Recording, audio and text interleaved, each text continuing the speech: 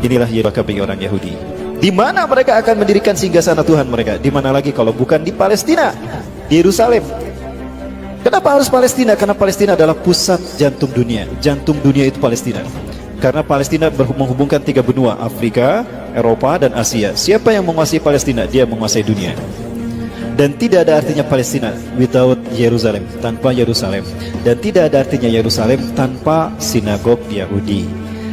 Di mana sinagog Yahudi ingin mereka bangun? Di atas Masjidil Aqsa, kiblat kita yang pertama.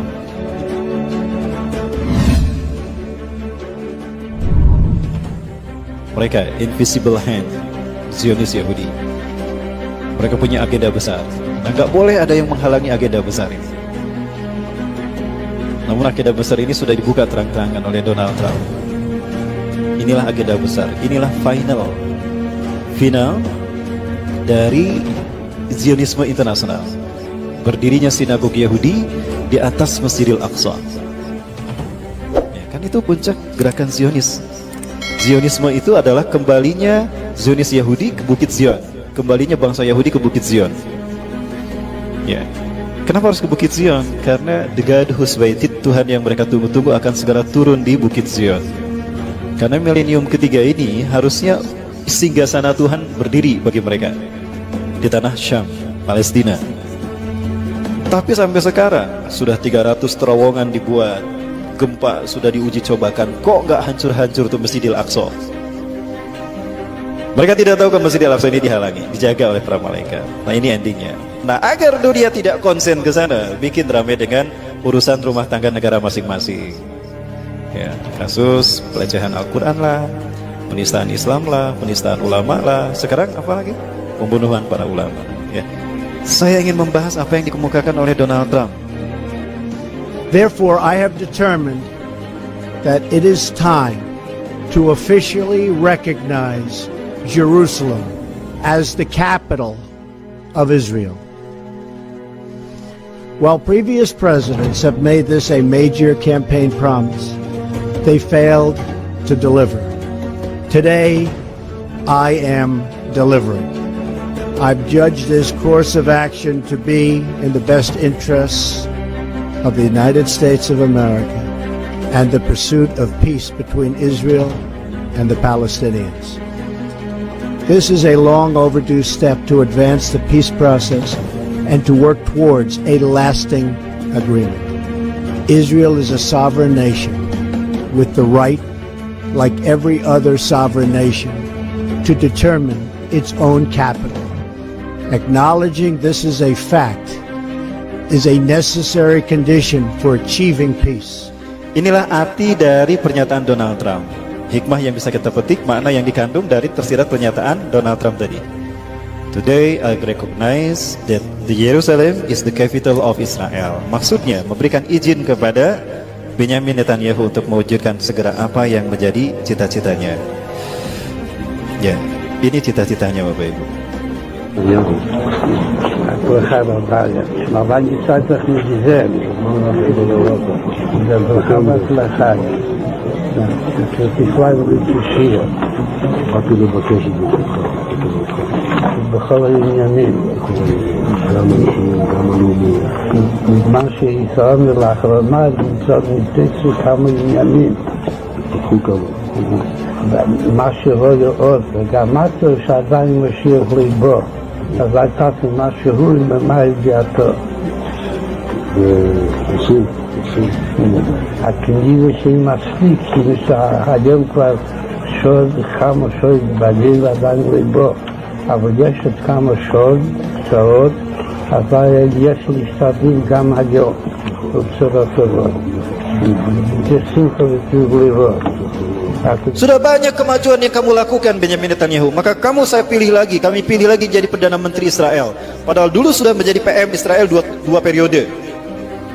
Ya, setelah itu diganti oleh Ehud Barak dari Partai Buruh, diganti oleh Ehud Ariel Sharon, lalu diganti oleh Ehud Olmert, kemudian diganti lagi oleh dia. Di antara Perdana Menteri Israel yang progresnya bagus untuk mendirikan singgasana Yahudi, singgasana Tuhan ini Benyamin Netanyahu. Dia bertemu dengan pimpinan Rabi Yahudi Zionis Ashkenazim. Dia berkata banyak kemajuan yang sudah kau raih, tapi ada satu ya, yang belum berubah. Mesias belum juga datang. Ya, kenapa? Itu kan kata-katanya. משהו לא יאות, וגם משהו שעדיין משאיר ליבו. אז הייתה משהו ממה ידיעתו. Bapak Ibu yang dirahmati Allah, Zionis Yahudi punya ambisi untuk menguasai dunia. Ini sering saya sampaikan, The Jericho Project, program yang pernah ternyata diakui oleh seorang misionaris di Indonesia. Saat itu dia terang-terangan, setelah masuk Islam, kita tablik akbir bersama di Sumedang. Beliau menyampaikan, Ustadz, apa yang Ustadz sampaikan betul. Itu rahasia kami sebetulnya. Saya dapatkan ini dari buku-buku Yahudi, diantaranya Desain Yahudi atau Kehendak Tuhan, Max E. Diamond. Max E. Diamond itu orang luar negeri, tapi dia benci kepada gerakan Zionis Yahudi. Dia membongkar Zionis Yahudi gerakan seperti apa. Di antaranya dibahas masalah ini. Masehi tidak lebih dari 3.000 tahun. Ya. 3.000 tahun ini mereka bagi menjadi 3 milenium, 1 milenium artinya 1.000 tahun. Hari ini kita berada pada milenium ketiga. Milenium ketiga inilah yang disebut dengan Y2K. Y2K kadang orang mengenalnya sebagai era kebangkitan teknologi, globalisasi, dan informasi. Bukan, itu kamuflase. Y2K syarat perbuatan ideologis. Arti Y2K adalah Year of the Jesus Kingdom bagi orang Kristen. Bagi orang Kristen. Jadi 1000 tahun terakhir sebelum hari kiamat adalah tahun bagi berdirinya kerajaan Yesus Kristus di muka bumi. Maka singgasana Yesus harus sudah ada sebelum 2000, tahun 2000 Masehi. Faktanya Yahudi pun tidak bisa membuat ini. Ya, bagi orang Yahudi sama. Ya, dengan pemerintahan pusatnya, agenda-agenda negara di dunia harus sesuai dengan agenda Yahudi. Jika berseberangan, habislah nanti. Indonesia, shadow government-nya juga. Inilah Y2K bagi orang Yahudi. Di mana mereka akan mendirikan singgasana Tuhan mereka? Di mana lagi kalau bukan di Palestina, di Yerusalem. Kenapa harus Palestina? Karena Palestina adalah pusat jantung dunia. Jantung dunia itu Palestina. Karena Palestina menghubungkan 3 benua, Afrika, Eropa, dan Asia. Siapa yang menguasai Palestina? Dia menguasai dunia. Dan tidak ada artinya Palestina without Yerusalem, tanpa Yerusalem. Dan tidak ada artinya Yerusalem tanpa sinagog Yahudi. Di mana sinagog Yahudi ingin mereka bangun? Di atas Masjidil Aqsa, kiblat kita yang pertama. Ingat Bapak sekalian, ini kiblat kita yang pertama. Rasulullah sebelum menghadap ke Mekah, ketika masih berada di Madinah, setelah Isra Mi'raj, Rasulullah SAW menghadap ke sini 16-17 bulan. Setelah turun surat Al-Baqarah 144 menghadap ke Masjidil Haram. Ya, masjid ini menjadi masjid pertama digunakan sholat asar menghadap ke Ka'bah. Tadinya kemana ya para sahabat, kaum muslimin yang ada di Palestina sholatnya? Ayo lupa tongong-tongong, lupa harup-harup, ya. Ada. Karena kiblatnya kita mau sholat di situ kemana aja nggak apa-apa. Tapi setelah turunnya surat Al-Baqarah 144 semuanya menghadap ke Ka'bah. Apa yang terjadi? Kalau saya lihat pernyataan Donald Trump ini artinya memberikan izin kepada Yahudi untuk menghancurkan masjid ini dan mereka ganti dengan sinagog Yahudi. Ini nanti yang akan berdiri, dan ini kesepakatan yang antara Yahudi dengan Amerika bahwa sinagog yang akan dibangun seperti ini. Mereka akan bersambung menyambut Tuhan mereka, Mesias atau Al-Masih, teman-teman sekalian. Kalau ini terjadi dan kita masih hidup, malulah kita di hadapan Allah. Kita mayoritas tidak bisa melindungi kiblat kita yang pertama. Ya, lebih baik kita sudah syahid ketika ini terjadi. Namun apa yang terjadi para sekalian? Insya Allah mimpi Yahudi ini tidak akan terjadi. Bapak Ibu yang dirahmati Allah, tahun 1947 PBB memutuskan membagi dua Palestina, 56% bagi Israel, 44% bagi Palestina. Maka Palestina yang tadinya mayoritas dikuasai kaum muslimin berubah menjadi dikuasai Israel, Bapak Ibu. Nah, ini Palestina di tahun 1946. Yang warna hijau ini kaum muslimin, yang warna putih ini adalah Israel, Yahudi.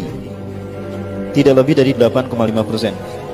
Maka 1 tahun setelah PBB menyatakan kalau Palestina dibagi dua untuk Israel dan kaum muslimin, maka warna putih ini Israel. Setiap bulannya 1.000 sampai 5.000 orang Yahudi diungsikan setiap bulan ke Palestina. Terjadilah okupasi, perampasan wilayah. Kaum muslimin yang mempertahankan rumahnya dibantai, disiksa. Habislah para sekalian.